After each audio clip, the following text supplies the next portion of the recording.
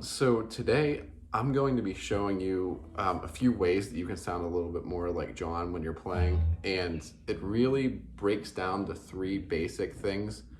And we'll go ahead and get into the first thing. But I have disclaimer first. This isn't going to be a super technical or music theory based tutorial, mainly because I don't know anything about music theory, and I really don't know what chord shapes are called on guitar because I learned by ear and through tab. But hopefully, in a way, it'll make it simpler because I'm not going to go into like super technical stuff. I'm just gonna be showing you more so like just what I do, and hopefully that will, you guys can take that information and do with it what you will. But we'll get into the first step now. And the first thing that I think is important with any kind of chili pepper sounding playing is making sure that your right hand is doing what it's supposed to be doing, because with the way John plays, everything about how the sound is comes from the right hand, and it's mainly the way that he keeps the beat.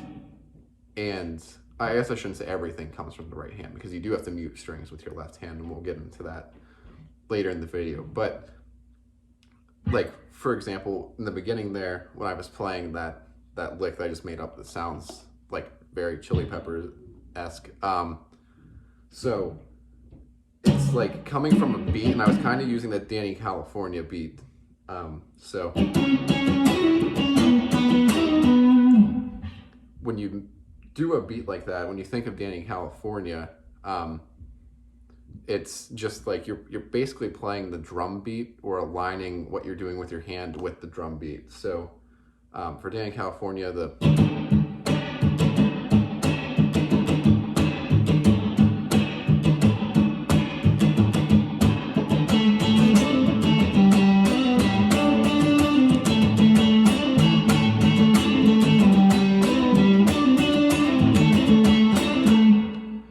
so you're basically, the way that you get the notes to line up correctly is just by getting that drum beat down with your right hand. And if you can get that drum beat down with your right hand, it makes what's going on up here easier. And I'm not saying that this is easy, but this is going to make it sound or flow more naturally.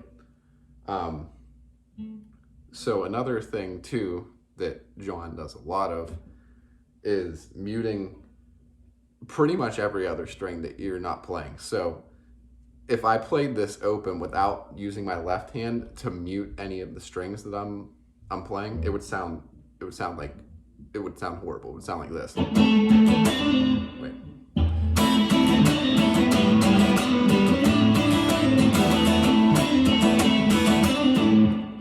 So you really need to make sure that you're getting the proper strings muted. And the way that I do that, and a good riff to learn on, would actually be Can't Stop. So for Can't Stop, it all sounds like single notes, right? But there's like a percussion sound coming from the strings that you can hear with the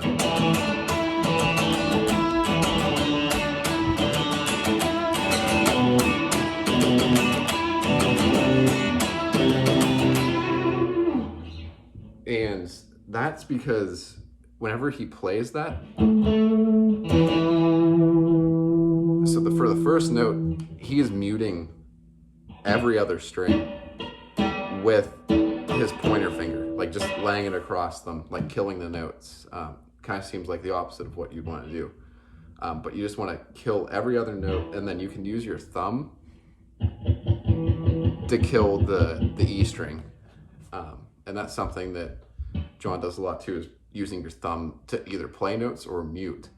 So when you play Can't Stop, you're muting that top string. So you got that.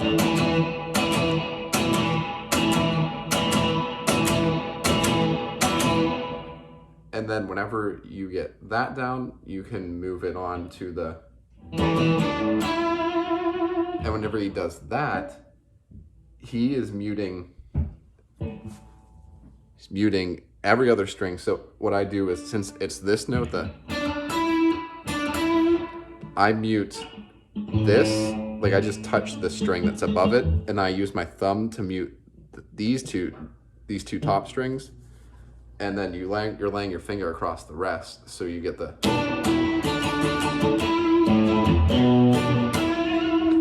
And then he brings the thumb over later to play the other note. So it's a lot of muting and using your hand kind of like to match or align with the drums.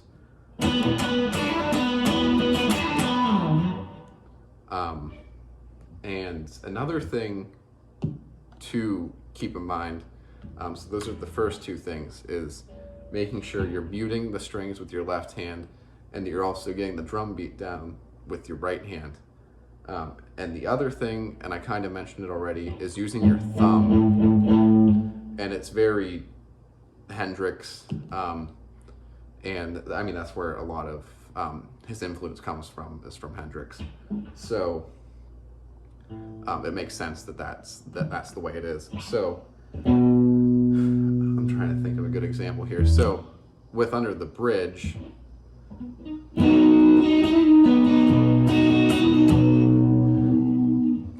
he's always using the thumb for all of the chords that he's playing.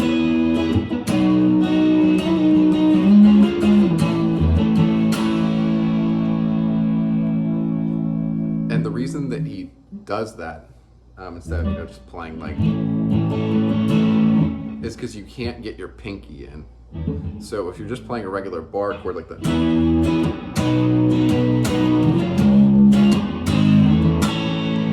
you can't get all of the notes that you want to play.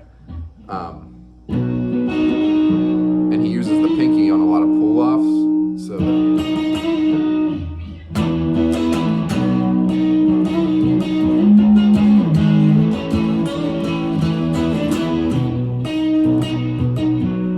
messed up there. But you want to have the pinky free in order to do pull-offs or either play the high E string, because you can get like a more full sounding, kind of like Chili Peppers sound, and like what I was doing in the beginning there.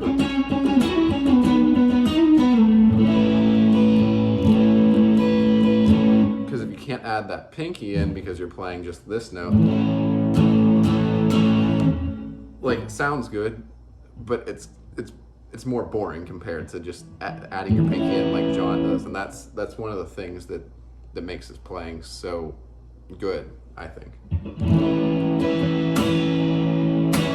So just if you guys want to see more of this content, I can go into more depth about how I play like John, and you guys can let me know in the comments below if you want me to.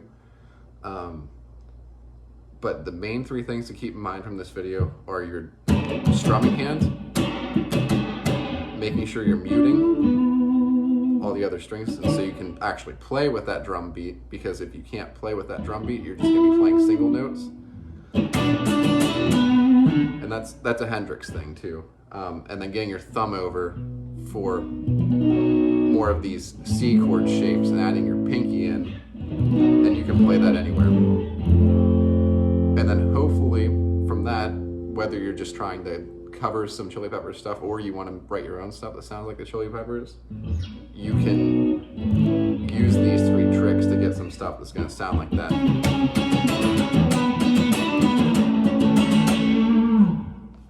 Alright guys, well, I hope that helped, and I hope that wasn't confusing. If it was, let me know, and I'll try and get another video out that's going to explain some of that in more depth, or just go into some other things.